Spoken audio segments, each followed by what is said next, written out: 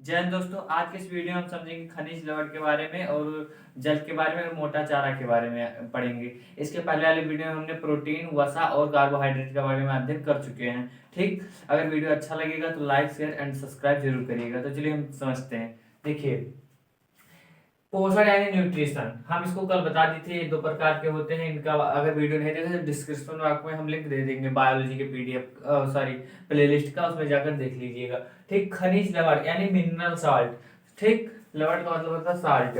देखिए, ये होते हैं धातु अधातु के, धातु और अधातु के जब लवण होते हैं उसी को हम क्या बोलते हैं? खनिज लवण बोलते हैं। धातु और अधातु के लवण को क्या बोलते हैं? खनिज लवण बोलते हैं। हमारे शरीर का ये 6.1 भाग बनाते हैं। देखिए, जो खनिज लवण होते हैं हमारे शरीर का जो 6.1 भाग निर्माण इन्हीं करते हैं, खनिज लवण करते हैं। खनिज लवण दो प्रकार के होते हैं, एक बृहद पोषक जो हमारे शरीर को अति आवश्यक है, और जो सूक्ष्मांतरिक पोषक जो कि हमें मतलब कम मात्रा में भी मिलेगा तो चलेगा, उतना जरूरी नहीं है। तो जैसे बृहद पोषक में कौन आते हैं? कैल्शियम, फास्फोरस, आपका पोटेशियम, सल्फर यानी गंधक, सोडियम, क्लोरीन, मैग्नीशियम। ठीक, इसमें क्या होता है आपका? आयोडीन, और उसके बाद में लोहा, कोबाल्ट, फ्लोरीन, फास्फोरस इसमें आता है। ठीक, सूक्ष्मांतरिक पोषक में कुछ प्रमुख खनिज लवणों के कार्य स्रोत, कुछ प्रमुख खनिज लवणों के कार्य स्रोत। देखिए, अब हम इनमें कुछ कौन से लोहा है उसका हम अध्ययन करेंगे, कैल्शियम है आपका, उसके बाद में सोडियम है, फिर आयोडीन है, फास्फोरस है और पोटेशियम है, इसका अध्ययन हम करेंगे। देखिए, लोहा जो होता है इसको हम Fe से संकेतित यानी दर्शाते हैं। सहायक, ये मतलब हीमोग्लोबिन के निर्माण में क्या करता है? ये सहायक करता है। हीमोग्लोबिन में लोहे की मात्रा पाई जाती है, जिस देखिए हम पुरुष में 14 मिलीग्राम होता है और महिला में 13 मिलीग्राम। इसलिए महिलाएं क्या होती है? नाजुक होती है, और पुरुष क्या होते हैं? कठोर होते हैं, मतलब शरीर से, दिल से नहीं, दिल से, शरीर से कठोर होते हैं। जो जैसे कि किसी महिला को आप एक थप्पड़ मारिएगा और उतना ही बराबर आप किसी पुरुष को मारिएगा तो महिला को ज्यादा लगेगा और पुरुष को कम, क्योंकि लोहे के कारण यानी उसमें होता है। तो हीमोग्लोबिन में क्या पाया जाता है? लोहा। तो लोहे की वजह से क्या मिलती है? मजबूती। और महिलाएं क्या होती है? नाजुक। ओ माई गॉड किसी चीज को देख लेंगी तो, बिच्छी देख लेंगी तो चिपकली भी। अब देखिए, हीमोग्लोबिन जो होता है ये होता है प्रोटीन। क्या होता है? प्रोटीन। ठीक, स्रोत क्या है इसका प्राप्त करने का? हीमोग्लोबिन को प्राप्त करने का कोई ना कोई स्रोत तो होना चाहिए। हाँ, बिल्कुल है। यकृत हो गया, वृक्क हो गया यानी गुर्दा हो गया, अंडा हो गया, अमरूद हो गया, बाजरा हो गया, पालक। इन सब चीजों को खाने से क्या होगा? आपको हीमोग्लोबिन सॉरी आयरन मिलेगा, यानी लोहा मिलेगा शरीर में आपके। ठीक, कमी क्या होती है? रक्त अल्पता होती है। रक्त अल्पता, एनीमिया रोग हो जाता है अगर लोहे की कमी है आपके शरीर में, तो इससे क्या होता है? एनीमिया। बायोलॉजी में भी पूछा, ब्लड वाले चैप्टर में हम पढ़ाए हैं। अगर वीडियो नहीं देखे आप तो हम डिस्क्रिप्शन बॉक्स में लिंक दे देंगे, आप जाकर देख लीजिएगा। हमने बताया हीमोग्लोबिन की कमी से क्या होता है? रक्त अल्पता, या फिर लोहे की कमी से क्या होता है? रक्त अल्पता यानी एनीमिया रोग होता है, हमने बताया है। ठीक, इतना देख लिया।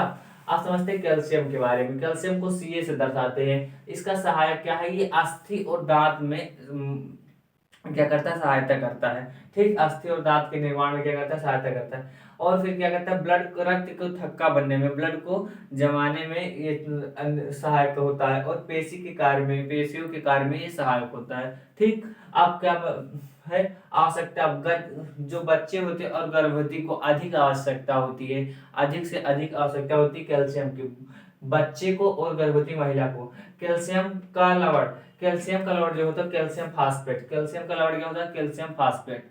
ठीक, स्रोत, दूध तथा दूध से बने हर एक चीज, जैसे दूध से मक्खन बनता है, घी बनता है, दही बनता है, बहुत सारी चीजें बनती हैं। उनको खाने से क्या मिलेगा? आपको कैल्शियम मिलेगा। हरी सब्जियां खाने से मिलेगा, मांस खाने से मिलेगा, गाजर खाने से मिलेगा, आपको क्या? कैल्शियम मिलेगा। कमी क्या अगर इसकी कमी है हमारे शरीर में तो इससे रोग होगा टिटेनी और रिकेटस। टिटेनी और रिकेटस रोग होगा। सोडियम Na, सोडियम को Na से दर्शाते हैं। NaCl के रूप में पाया जाता है, ये नमक के रूप में पाया जाता है। सोडियम सोडियम क्लोराइड के रूप में पाया जाता है। NaCl अमाशय में, NaCl जो होता है आपका सोडियम क्लोराइड, वो अमाशय में HCl स्रावित होता है, तो उसमें सहायता करता है ये। या पेशीय संकुचन से संबंधित होता है, पेशीय संकुचन से संबंधित होता है।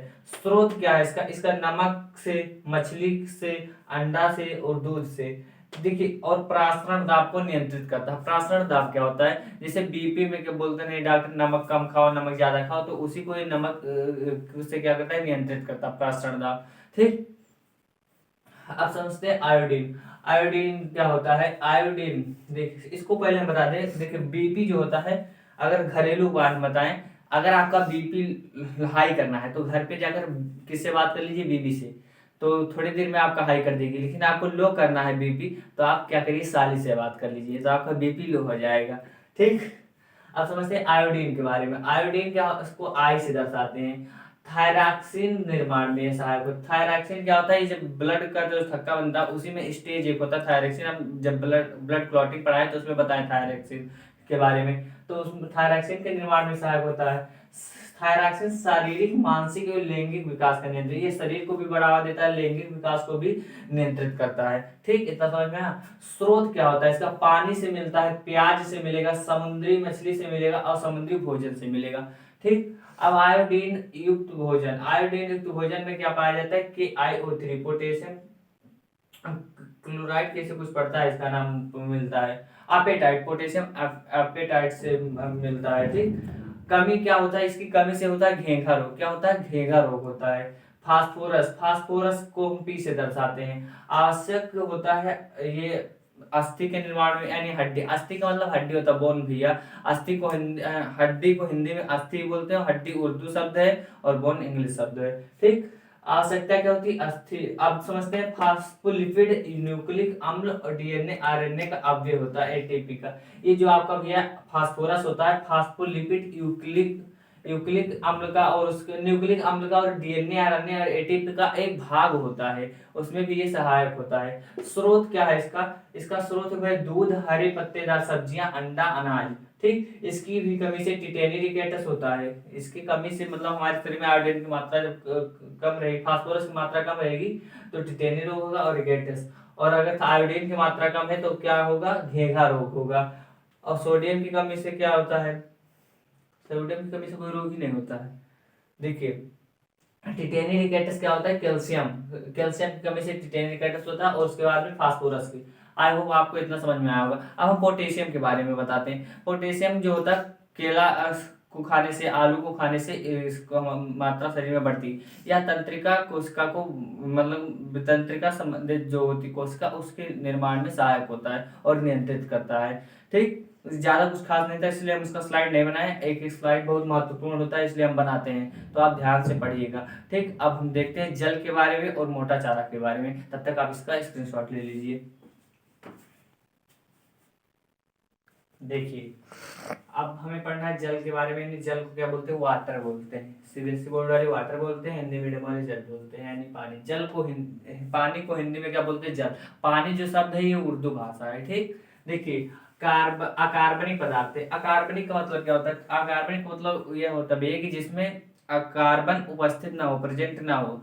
और कार्बनिक का मतलब क्या होता है, जिसमें कार्बन उपस्थित हो। ठीक। तो जल में कार्बन नहीं होता है। ठीक।